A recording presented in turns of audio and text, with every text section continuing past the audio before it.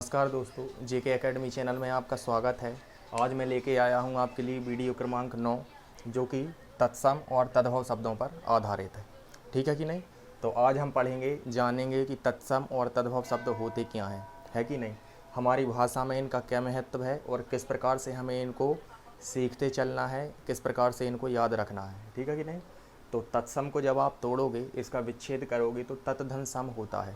तत् मतलब उसी की तरह या उसी, तत् मतलब वो, और सम मतलब उसी के समान। ठीक है कि नहीं? अर्थात तत्सम शब्द कैसे शब्द होते हैं? उसी के समान, अर्थात उसी भाषा से, मतलब देवभाषा संस्कृत से जिन्हें लिया गया है उन शब्दों को तत्सम कहते हैं, और जिन्हें रूप परिवर्तित करके हिंदी में सम्मिलित कर लिया गया है उन शब्दों को हम तद्भव शब्द कहते हैं।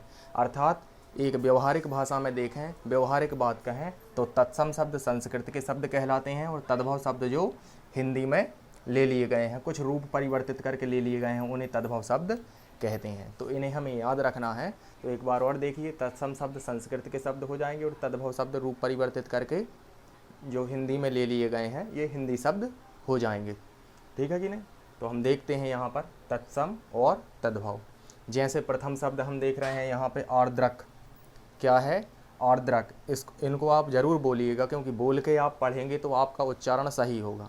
ठीक है कि नहीं? और उस शब्द को आप उच्चारण जब सही होगा तो अपने आप वो शब्द आपसे अंदर से उसका सही अर्थ निकलेगा।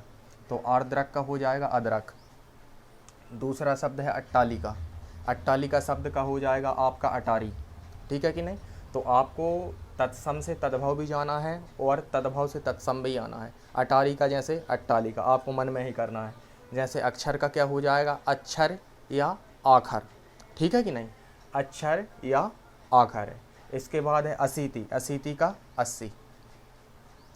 आश्रय। आश्रय का हो जाएगा आसरा।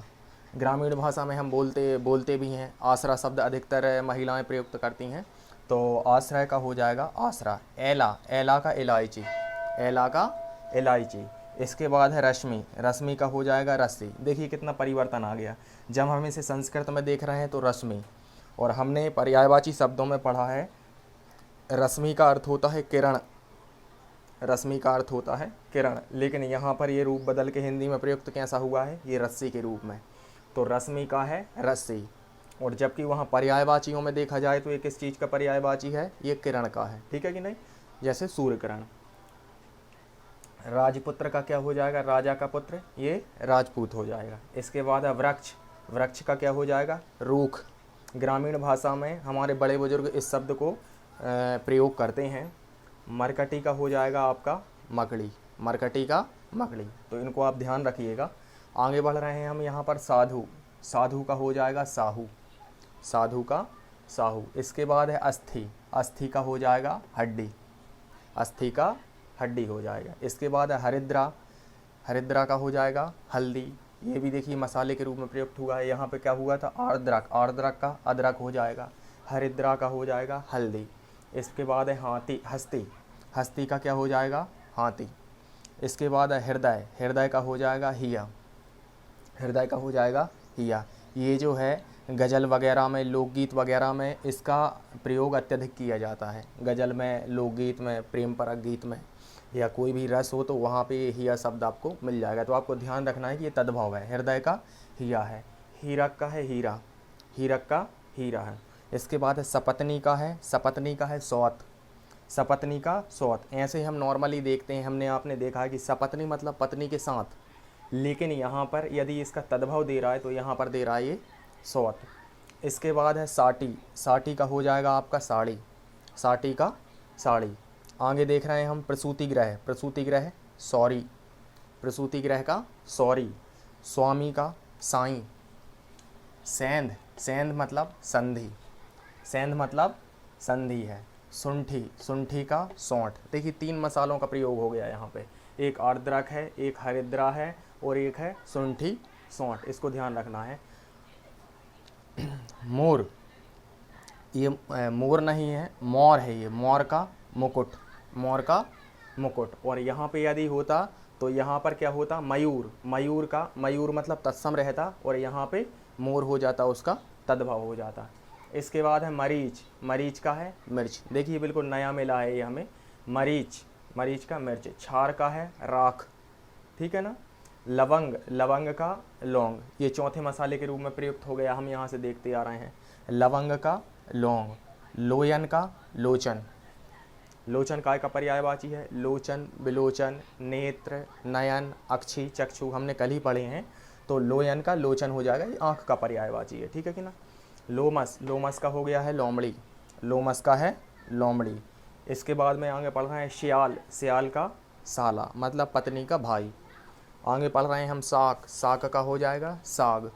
और इसके बाद है विक्षोभ, विक्षोभ का है विछोह, ठीक है ना। एक विक्षोभ उत्पन्न होना, जैसे किस प्रकार से आप बोलेंगे, जैसे शांत पानी में आप कोई भी एक कंकड़ फेंक देते हैं तो वहाँ पर वो विक्षोभ उत्पन्न हो जाता है। तो उसी प्रकार से ये यहाँ पर उसके अर्थ में ही प्रयुक्त किया गया है, परंतु इसका तद्भव जैसा ही हमने बनाया है पूरा अर्थ ही परिवर्तित हो गया। विछोह मतलब उसका बिछड़ने से तात्पर्य है।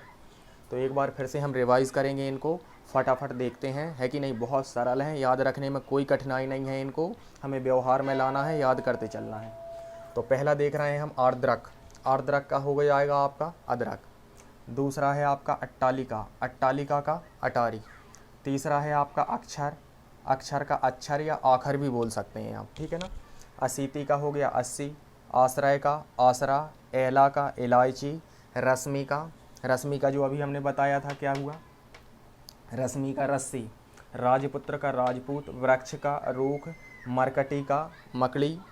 आगे बढ़ रहे हैं साधु का साहू, अस्थि का हड्डी, हरिद्रा का हल्दी, हस्ती हाथी, हृदय का हिया, हीरक का हीरा, सपत्नी का सौत, साटी का साड़ी, प्रसूति गृह सौरी, स्वामी का साईं।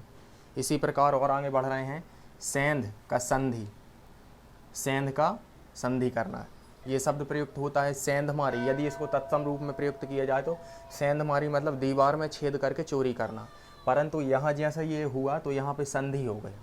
तद्भव के रूप में जैसा ही प्रयुक्त हुआ तो यहाँ पे इसका मतलब हो गया संधि, मतलब दो पक्ष, जो दो विवादित पक्ष थे आपस में जुड़ गए हैं, एक दूसरे से उनका कनेक्शन हो गया।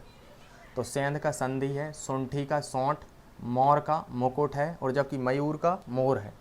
मरीच का मिर्च है, क्षार का राख है, लवंग का लौंग है, लोयन, लोचन, लोमस, लोमड़ी, श्याल, शाला, साक, साग, और विक्षोभ का विछोह। तो आज हमारा नौवा वीडियो कंप्लीट हो गया है। आगे अगला 10वां जो वीडियो लेके आऊँगा वो भी तत्सम तद्भव पर आधारित रहेगा। तब तक के लिए जेके एकेडमी चैनल को आप लाइक कीजिए, शेयर कीजिए और सब्सक्राइब कीजिए, ताकि इस वीडियो का लाभ, हिंदी की पूरी व्याकरण का लाभ और अन्य लोगों को मिल सके। तब तक के लिए नमस्कार।